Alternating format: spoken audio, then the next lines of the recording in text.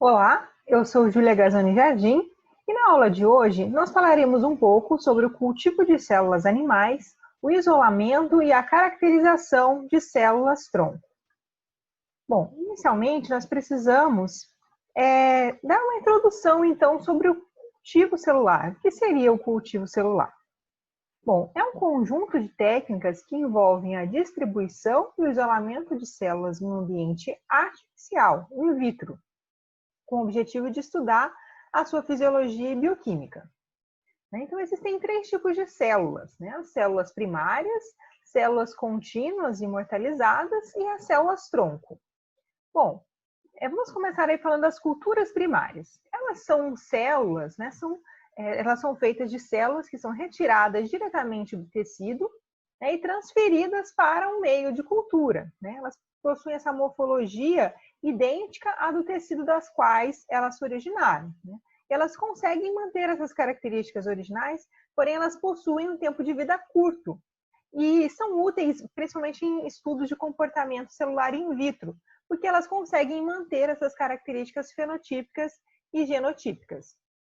Então, aqui, para exemplificar, ilustrar como seria uma cultura primária, né? Nós fazemos uma dissecação, uma digestão enzimática com tripsina e colagenase, e depois utilizamos aí a cultura primária está pronta para uso. Tá? Então, alguns exemplos aí que nós podemos fazer com células primárias, né? Cultura de células primárias, por exemplo, embriões de rato, embriões de galinha, rudimentos de órgão, cérebro, coração, pulmão, materiais de biópsia humana. Tá? Então, outros tipos também, culturas de células contínuas, elas já são formadas após a primeira passagem in vitro de uma cultura primária. E elas vão proliferar por um número finito de divisões celulares e depois vão entrar em apoptose, em morte celular. Então, uma linhagem celular contínua, ela pode ser mantida por um grande período, né, e ela é muito utilizada para a produção de vacinas. Esse exemplo aqui da linhagem MR5 foi retirada do tecido do pulmão do feto humano e utilizada para a vacina da rubéola. Então, um exemplo aí de cultura de célula contínua. Então, o que seria essa passagem, né? Então, nós fizemos a nossa cultura primária e passamos, então, fizemos a nossa primeira subcultura, que a gente chama de passagem ou repique. Tá? Então, a gente tem aí, no próximo passo, uma linhagem celular contínua. Tá? E as culturas contínuas, elas também são formadas por células, né, que adquiriram uma mutação, sendo espontânea ou induzida por um agente mutagênico.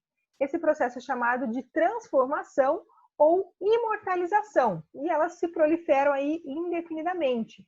Podem sofrer alterações genéticas, mesmo que nós não conseguimos ver morfologicamente essas alterações, mas após muitas passagens, né, elas podem não representar realmente a situação fisiológica real do organismo em vivo. Tá? Então, as células transformadas, né, elas são quando as características genéticas das células são alteradas, né, elas deixam de ser morfologicamente semelhantes ao tecido original. É o caso aqui da linhagem de células ELA. Tá? Essa transformação celular, ela vai alterar, né, como eu falei, permite mutações com genes responsáveis aí pelo controle do ciclo celular. As células transformadas, elas também podem ser obtidas diretamente de tecidos já mutados, né, de tumores, como foi o caso aqui dessa linhagem ELA. Então, a gente sabe que a nossa cultura, né, a nossa célula, ela tem uma fase de crescimento. Então, a gente tem aqui a primeira fase, que é chamada de fase lag, né, quando ela é colocada no meio, ela ainda está se acostumando com o meio e não tem crescimento. Porém, a partir daí da terceira semana, ela já entra numa fase logarítmica, ou seja, o crescimento dela é exponencial, até ela atingir um determinado platô, né? Ou seja, ela para, né, o crescimento, até passando determinadas semanas, ela vai chegar à senescência e morte. Tá? Então, aqui nós podemos ver, né, principal característica aqui das culturas primárias, então, de ter um tempo de cultivo curto. Tá? E depois nós vamos fazendo aqui as passagens que eu comentei naquela ilustração. Então, isso mostra realmente como é o comportamento dessas células em cultivo. É importante nós conhecermos isso. Tá? Então, e isso vai mostrar realmente o ciclo celular da célula, né? Como é o ciclo reprodutivo realmente dela. E já as células aí de crescimento contínuo, elas já têm sempre, né, tem esse crescimento exponencial. Se elas forem realmente tratadas, aí, cuidadas, cultivadas corretamente, elas sempre vão poder se proliferar e estar sempre com esse crescimento exponencial. Já as células-tronco, elas são células que são capazes de se diferenciar em vários tipos de células. Tá? Então, como é que é isso? Bom, existem 3 principais tipos de células-tronco. As células-tronco embrionárias, somáticas ou adultas e pluripotentes induzidas. As embrionárias, elas são encontradas no blastocisto, que é um embrião muito precoce. Tá? Então, elas são consideradas pluripotentes, porque elas têm a característica de se transformar em mais de um tipo de célula. Muito interessante. E as células somáticas adultas, elas já são provenientes de tecidos que já foram totalmente desenvolvidos, né? Como cérebro, pele, medula óssea. E as pluripotentes induzidas, elas são adultas, porém elas foram reprogramadas em laboratório para se comportarem como embrionárias. Olha só que interessante. Então vamos ver isso com mais detalhes. Então, como eu falei, as células-tronco embrionárias, elas são encontradas no formato aí de blastocisto, tá? No blastocisto, ele foi um embrião aí fertilizado há 3 a 5 dias, e ele possui, na sua morfologia, né, as células-tronco são encontradas aí na massa celular interna. Então, nós retiramos essas células e cultivamos ela em laboratório, tá? Dentro de um meio adequado, ok? Então, e elas são o que elas são capazes de fazer, né? Então, elas têm a capacidade de se diferenciar em todos os tipos possíveis de células especializadas. Então, é uma característica importantíssima, né? E essa característica é chamada de pluripotente. Então, elas apresentam essa potência de ser pluripotência por poder se diferenciar em todos os tipos de células. Tá? Então, os principais desafios aí com a célula embrionária, né, diante dessa característica, os pesquisadores se perguntam, então, como isso ocorre, né? Quais são os mecanismos que fazem essa diferenciação? O que faz uma célula, então, crescer sob uma condição A, se transformar em uma célula da pele, em neurônios, em sangue, no fígado, por exemplo? Então, muitas terapias, então, podem ser, né, muitas doenças podem ser resolvidas, por exemplo, doença de Parkinson, né, através aí dessa característica dessa célula, pelo fato dela poder se diferenciar da célula que a gente desejar. Então, controlar, entender esse processo é super importante para o desenvolvimento realmente de novas biotecnologias e novas terapias gênicas. Tá? Então, porém, a gente tem aí um problema ético, né? Porque nós estamos trabalhando com células-tronco embrionárias, né? De embriões humanos. Então, tem uma discussão aí bem forte, né, com relação a essa questão ética, tá? Então, esse é o grande desafio, realmente, quando a gente trabalha com célula-tronco, mas é um grande campo de pesquisa. Tá? Já as células-tronco somáticas, elas são encontradas aí, né, em células do cérebro, de músculo, do sangue, no fígado, na pele, no coração, enfim, em células adultas, tá? Então, qual é a principal característica delas? Elas são encontradas aí no tecido marrom, né? Então são células-tronco do sangue, por exemplo. Elas se diferenciam, porém, só em apenas alguns tipos especializados de células sanguíneas, né? Como glóbulos vermelhos, glóbulos brancos, plaquetas. Então, essa característica é chamada de multipotente, tá? Diferente das células embrionárias, que podem se transformar aí em todos os tipos de células, tá? Não apenas em células especializadas. Então, outra característica importantíssima das células-tronco somáticas é o princípio da renovação dos tecidos. Tá? Por quê? As células-tronco, elas têm uma capacidade de autorrenovação. Tá? E isso faz com que as células, então, permita que elas sejam sempre repostas no organismo, como eu mostrei naquele gráfico, né? Que as células sempre têm um período de senescência e morte. Então, essas células troncossomáticas, elas precisam sempre ter essa capacidade de autorrenovação.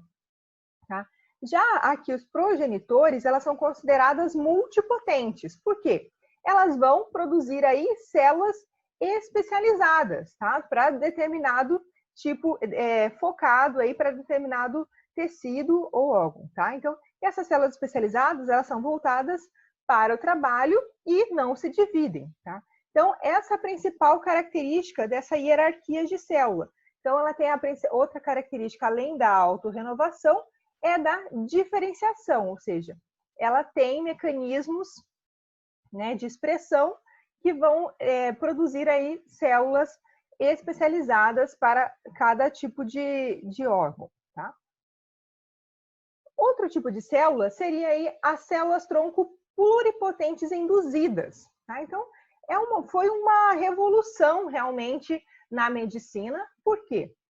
Porque foi pego aí uma célula, né, epitelial do corpo e através de reprogramação genética, ou seja, uma adição de certos genes à célula, fez com que induziu que essa célula fosse pluripotente, ou seja, se comportar como uma célula tronco embrionária e fosse capaz de produzir todos os tipos possíveis de células especializadas, né? Então, então quebrou um pouco dessa discussão com relação às células tronco embrionárias, né? Lógico que elas foram a base para esse estudo, né? Mas principalmente aí a motivação para realizar esse estudo de induzir essas células a se tornarem pluripotentes e se comportarem como células tronco embrionárias. Então, isso é fantástico, tá? Então, abre campo para muitos ramos de pesquisa.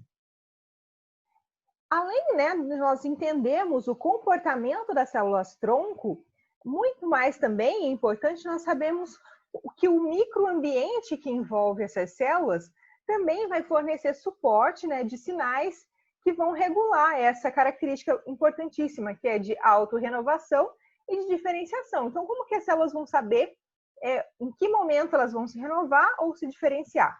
Bom, é o microambiente que vai falar. As que estão em contato direto, né, vai regular através de fatores solúveis também desse microambiente das células e em contato também com células intermediárias, vão dar esses sinais para dizer qual caminho a célula deve seguir, se autorrenovar ou se diferenciar. Então, isso é chamado de nicho, tá, de célula-tronco.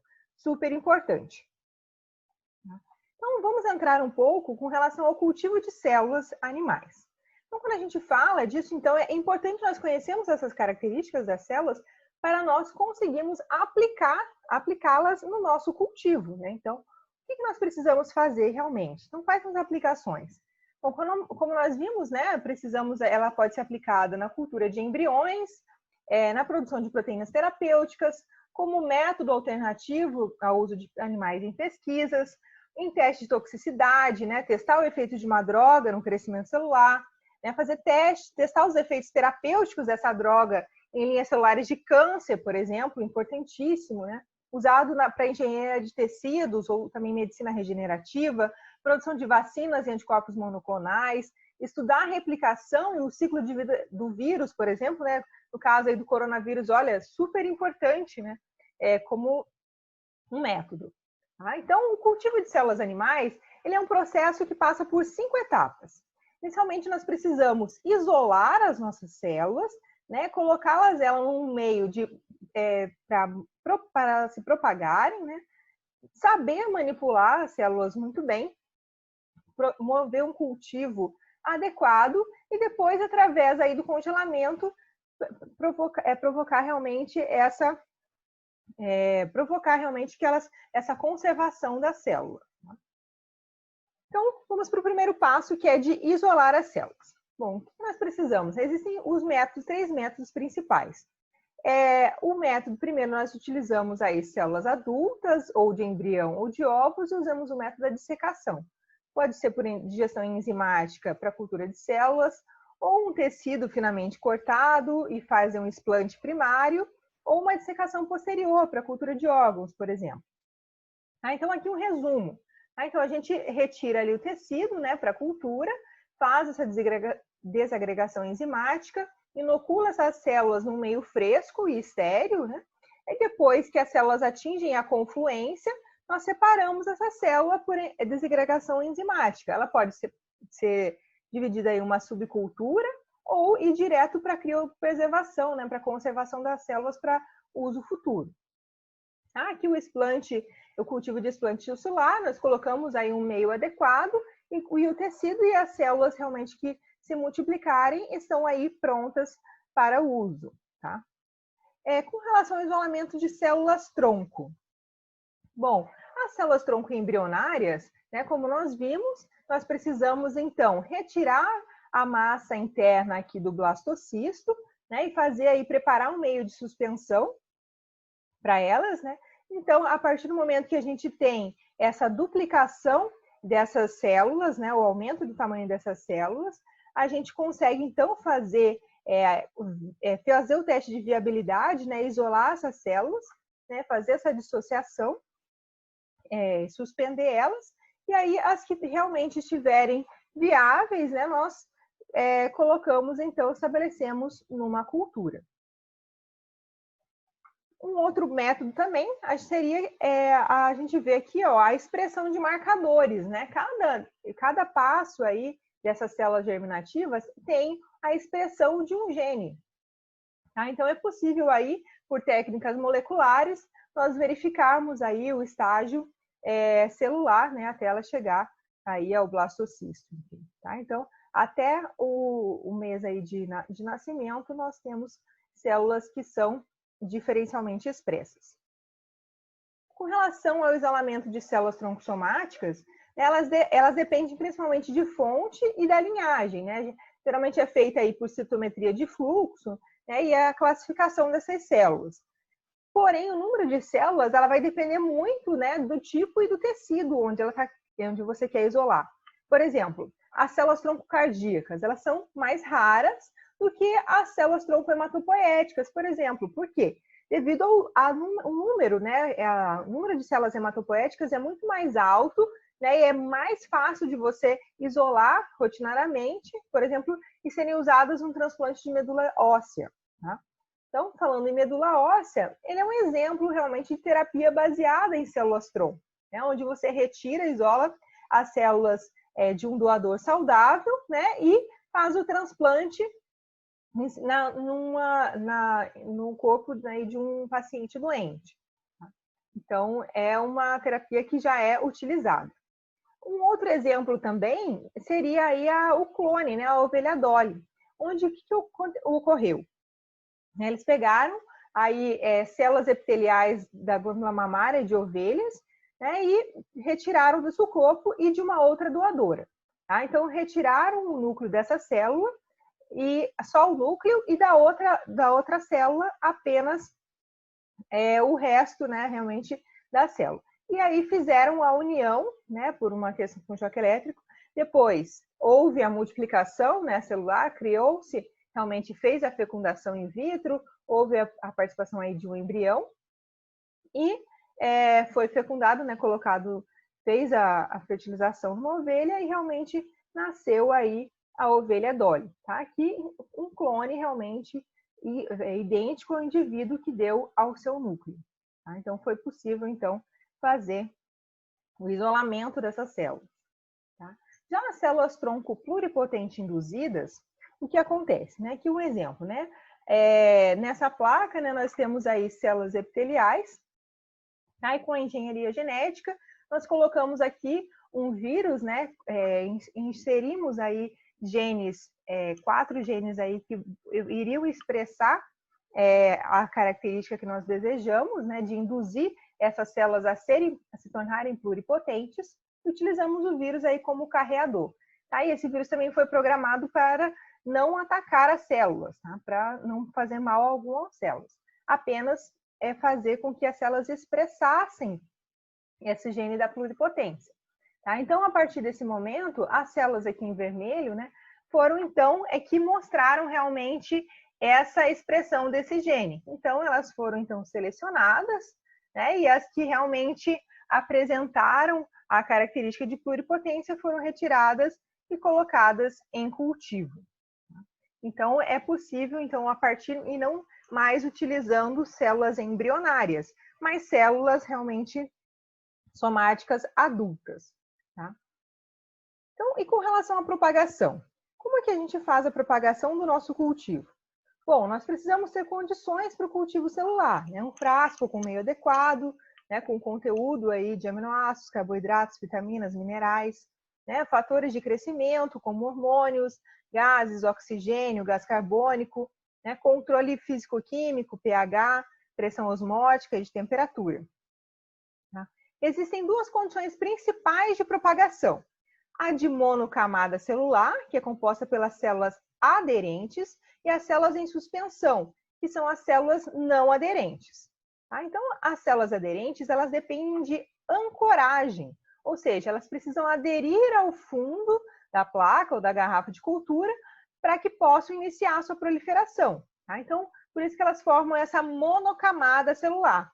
Né? O tecido epitelial é um exemplo aí de célula aderente.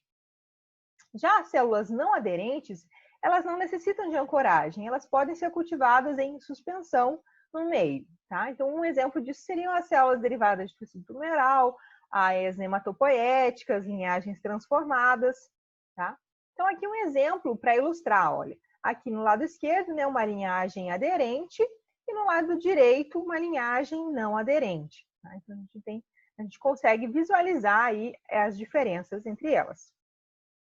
Aqui é só um exemplo de células aderentes, de vários tipos de células, né, que foram classificadas aí com relação à sua morfologia, né, as células epiteliais, linhagens de células, né, mais utilizadas, endoteliais, neuronais e fibroblásticas. Tá bom?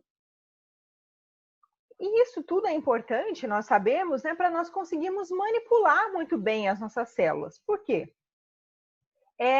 Monitorar realmente o tamanho das células, contar realmente as células viáveis da nossa cultura, vai nos mostrar realmente a saúde da nossa cultura. Realmente, será que o nosso cultivo está funcionando? E como que acontece essa manipulação? Será que eu estou fazendo uma manipulação excessiva, matando as minhas células? O que eu preciso fazer, então, para determinar aí o estado dessas células?